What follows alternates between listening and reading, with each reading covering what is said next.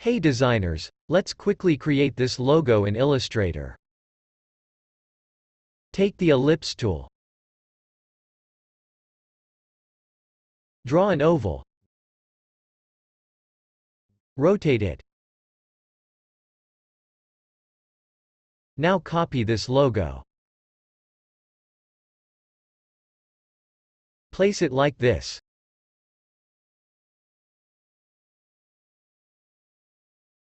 Remember that these two ovals should overlap each other, and their axes should align in this manner.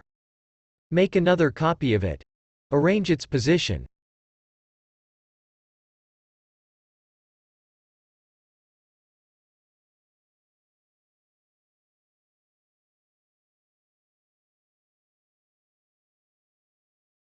After you're done, select all.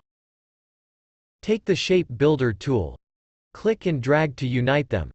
Also unite these two shapes. And unite this as well.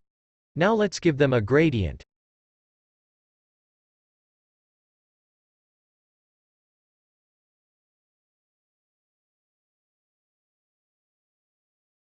I'll select Fading Sky.